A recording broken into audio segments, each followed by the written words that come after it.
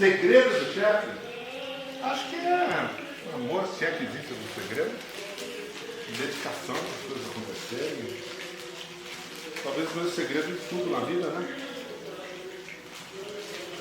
Não tem muito não. Eu aprendi a cozinhar muito cedo. Tinha duas tias que eram muito boas de cozinha, irmãs do meu pai. Minha tia Alzira e minha tia Amélia.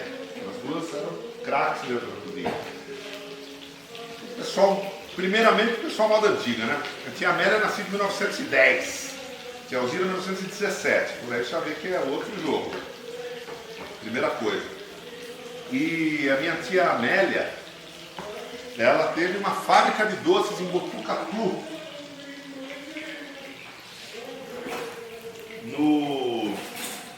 Nos anos 20 do século passado. Então ela tinha assim, conhecimento mesmo de como ganhar dinheiro com comida. E quando eu era criança, eu sempre fui animado para comer, né? Como dá para imaginar. Aí elas falavam, eu gosto de cozinhar com o Bertinho, porque ele come bastante, ele come com gosto, não faz igual essas crianças que ficam.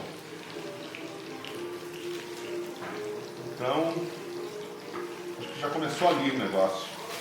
Aí eu ajudava elas na cozinha, fui aprendendo a massa de pizza que eu faço, aprendi com elas.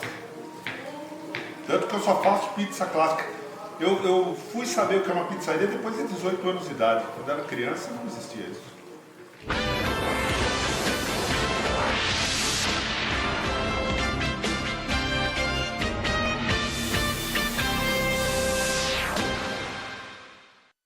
Meu nome é Humberto Liber, eu sou natural da cidade de São Paulo, sou de uma família de imigrantes austríacos.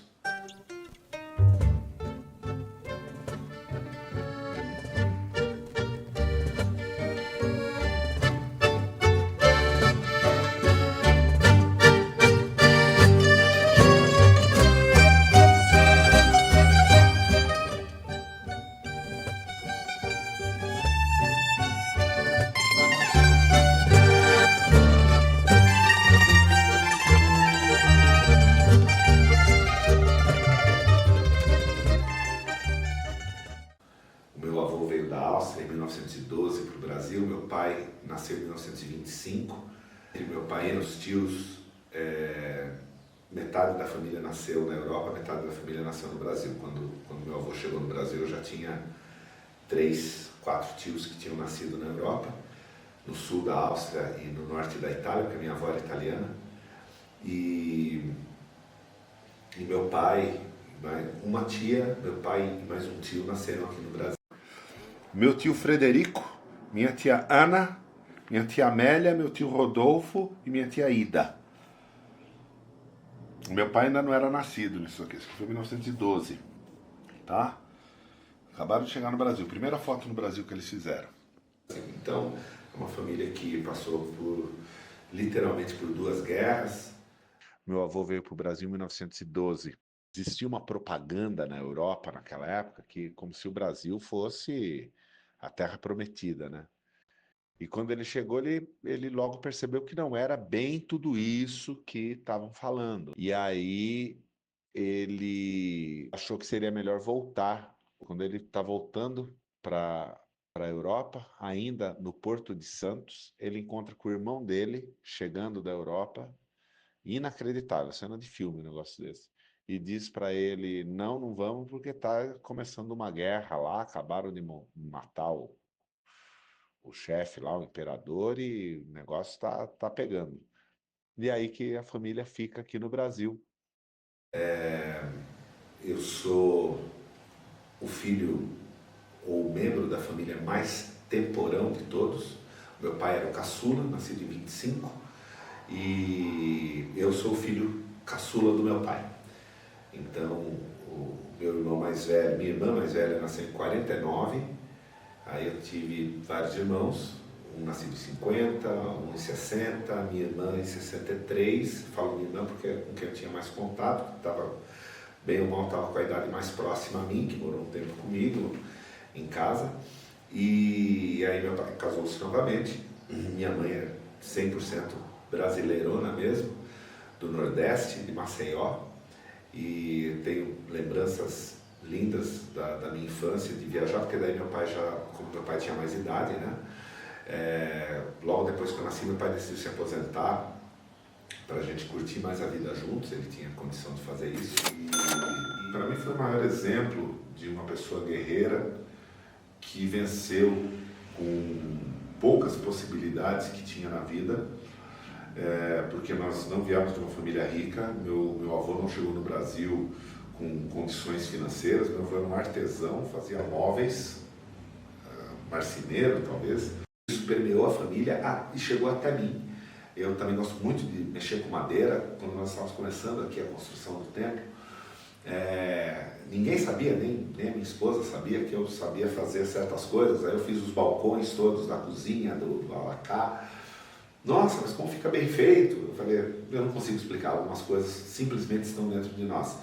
Então, meus tios eram muito bons com madeira, meu pai era muito bom com madeira, mas o meu pai, eu acho que por ser uma influência tão importante, eu gostaria de só que ficasse claro quem ele foi.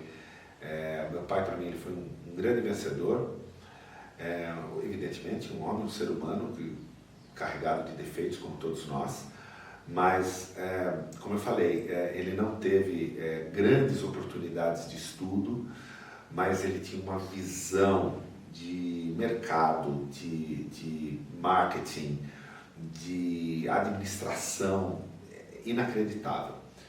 Meu pai foi militar do Exército Brasileiro, da antiga Força Expedicionária Brasileira.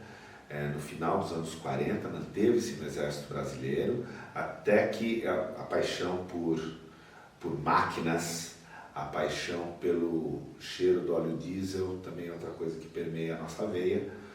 E meu pai, então, que já tinha um conhecimento aprofundado sobre manutenção de tanques de guerra, ele foi para uma empresa que não existe mais hoje em dia, foi uma organização que existia na cidade de São Paulo, naquela época, chamava-se CMTC, Companhia Municipal de Transportes Coletivos, onde ele trabalhou como motorista de ônibus e também como mecânico, oficial mecânico, como se falava na época. Em 1958, ele foi para uma outra empresa de renome na época aqui no Brasil, chamada Aviação Cometa S.A., onde ele trabalhou por 3 anos, até que em 61 ele monta, a princípio, no bairro do Brás, em São Paulo, primeiramente com o nome de Expresso Liber Limitado, uma transportadora, um número pequeno de caminhões, caminhonetes, e depois de 2 anos, em 1963, ele vai para Vila Maria, Rua Curuçá, 603, aí sim já eu conheci essa época, e aí ele muda o nome também de Expresso Liber Limitada para Transportadora Liderança. E ali ele se faz, e com muita honestidade, com um trabalho muito correto, muito ético, ele monta uma frota enorme de caminhões e trabalha até meados dos anos 80, quando aí ele decide finalizar suas atividades, se aposentar e vir morar no interior. Para mim ele é uma grande influência. Com menos de 10 anos de idade, que via o seu pai, que para mim era meu herói, com uma frota de 20 e tantos caminhões e carretas, aquele cheiro de óleo diesel. Meu pai me deixava funcionar alguns caminhões, acelerar. Quem é do trecho, como nós falamos, sabe, o caminhão acaba o sistema de ar, você tem um pequeno vazamento, você tem que funcionar o caminhão de manhã, você fica ali uns 5, 10 minutos só fazendo ar, como a gente fala, tem que fazer vento, tem que levantar o sistema de ar, porque sem ar o caminhão não tem freio, o caminhão não tem nada, nem buzina, né? A buzina é ar também. Então, meu pai falava, vai lá então, tal caminhão vai sair, vai lá e funciona, você sabe fazer isso. Para mim era uma alegria imensa. Um dia, decisão do meu pai, os caminhões não eram meus, eram dele, ele falou, eu não quero mais saber disso, já arrumei minha vida, organizei, nós vamos mudar para o interior e eu estou finalizando minhas atividades aqui, vou vender tudo isso. Tudo bem, só que para mim eu perdi um grande brinquedo, né? Uma coisa que eu adorava. E eu passei ali dos 9 anos de idade até os, sei lá, 29 talvez, menos um pouco, 20 anos da minha vida, eu ficava, puxa, eu quero comprar um caminhão para mim, quero comprar alguma coisa assim. Mas essa história fica para o próximo episódio. Já com a minha mãe a família dela no Nordeste, eu via muito menos, mas também sempre me senti muito bem enquanto criança, quando ia para lá. Eu tenho memórias maravilhosas da minha infância no Nordeste, em Maceió, mais especificamente. E cada tia que eu ia visitar, ela sempre, uma fazia pizza, uma fazia pão, mas pelo menos que eu fiquei desse tamanho. Estava sempre sendo esperado com amor, esse era o sentimento que eu tinha. Meu pai, pela vida, o estilo dele, ele não era uma pessoa religiosa, ele não ia em igreja, nada disso, então não tinha essa referência de ritual quando eu era criança. Meu pai não se considerava nem mesmo católico, como muitas pessoas 40, 50 anos atrás aqui no Brasil tinham a mania de falar: eu sou católico não praticante. Meu pai nem isso falava, ele só falava: eu acredito em Deus. E ele gostava muito de ler a Bíblia, ele lia trechos da Bíblia para mim, que ele achava que eram histórias importantes, histórias do mundo, assim, de formação de pessoa. Então, sei lá, a história de José do Egito, eu lembro muito, Sansão e Dalila, o nascimento do Moisés, essas coisas todas compuseram a minha vida quando criança. Eu ouvia muito meu pai, a partir de determinado momento eu me tornei um filho único dentro de casa, com um pai com muito mais idade, como vocês podem imaginar. Então, era uma coisa assim, de estar muito grudado, estar muito junto com ele. A minha mãe, por sua vez, já por influência e tradição do pai dela, meu avô, seu Aristeu, a minha mãe, ela sempre foi kardecista. Kardecista porque, novamente, a gente remonta aí a uma época, para o meu avô, o seu Aristeu, nascido em 1917, para ele, o kardecismo é uma religião muito moderna, né? Porque o kardecismo se constitui e começa a ganhar o mundo a partir de 1859. Então, com essa referência, eles gostavam muito de falar, não é religião, é uma doutrina, é uma filosofia, é um estudo. Então, a minha mãe veio desse berço. Em determinado momento, meados dos anos 80, depois que meu pai se aposentou, ele decidiu vir morar no interior. E é aí que nós chegamos aqui no município de São Roque. Com 9 anos de idade, você não tem a menor maturidade para entender que é justamente essa paz bucólica que meu pai estava procurando após ter vivido a vida inteira na cidade de São Paulo. Mas para mim foi muito difícil. E eu me lembro que uma coisa que eu gostava aqui foi que minha mãe logo conheceu um centro kardecista aqui na cidade, que existe até hoje, inclusive. Eu frequentava quando criança, acompanhando a minha mãe. E aquilo me fez muito bem, entender um pouco o Evangelho segundo o Espiritismo, ter acesso à filosofia de Kardec, e não demorou muito para eu realmente fiz uma escolinha, não me esqueço, fiz uma escolinha dominical com o seu Reis, que era o professor na época, e um estudo muito gostoso, e depois disso já comecei a tomar ciência dos livros, efetivamente, da obra de Kardec mesmo, né? Na época, não sei porque, não chegava muito na minha mão esses livros assim meio românticos, né? Falando sobre a vida espiritual. Era mais mesmo aquele estudo kardecista, quem já leu sabe, livro dos espíritos, livro dos médiuns, né? O Evangelho segundo o Espiritismo, e assim por diante, aquela coleção do Kardec. Inclusive tenho até hoje e leio de vez em quando, sempre retorno aí o ensinamento do meu pai. Meu pai sempre falava: de tempos em tempos, releia livros que você já leu, porque você vai absorver detalhes que você não havia absorvido antes, porque a sua maturidade, quanto maior a maturidade, melhor a sua interpretação daquele texto. E faço isso. O livro Nosso Lar, eu queria ser um médium na Terra para trabalhar em nome, como se fosse o nome do André Luiz. Porque você vê que existe uma cidade espiritual, como para nós chamada Aruanda, ali chamada de Nosso Lar, em que tem vários espíritos guias, que são como pretos velhos e caboclos, só que ali eles não estão paramentados como nós os conhecemos, são todos de branco. E eles ajudam as pessoas que desencarnam, etc.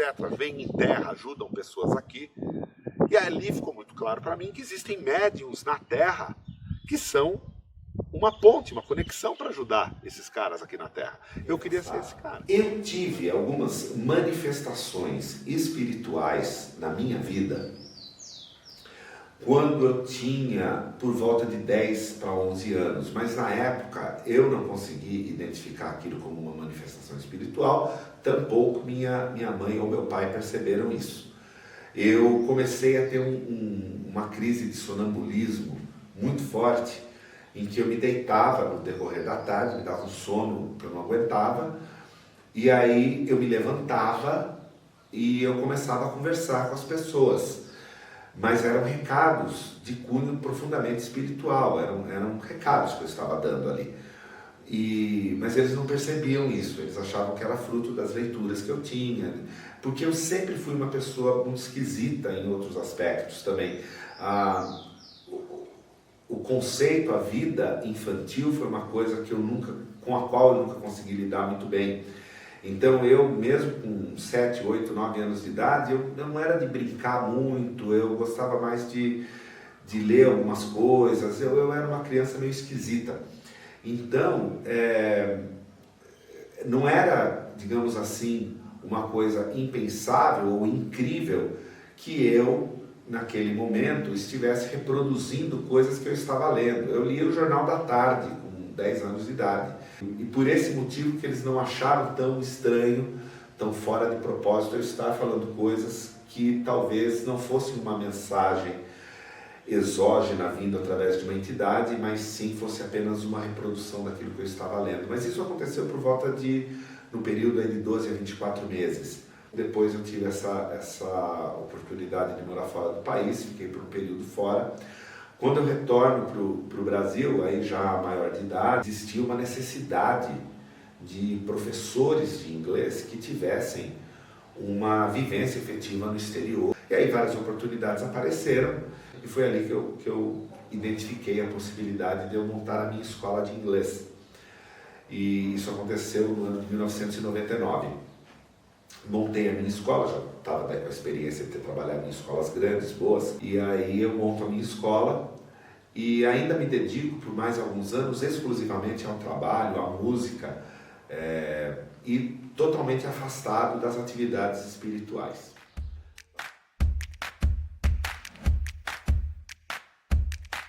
Nome de sorte por quê, chefe? O que você está querendo? E eu pensei isso aí, foi um dos momentos de maior vergonha da minha vida, e foi assim porque ele falou. Aí eu vou ter um Guaraci pela primeira vez, e ali sim, a emoção toma conta de mim, eu chorei muito ao ver a corrente chegando. É isso que eu estava procurando, era essa organização, era essa beleza.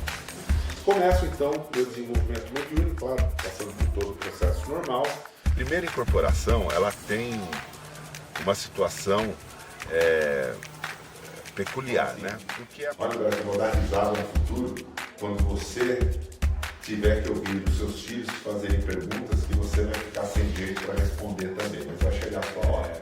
Aí entra o pai Edilson. Esse caboclo se vira e entrega esse cajado justamente para o pai Edilson. A entrega daquele cajado significava a entrega de um dos iaôs que ali estava para seguir a sua caminhada com o pai Edilson no tempo para o Baco Minhacereu. E aí eu recebo minha ordem de feitura, o meu DK.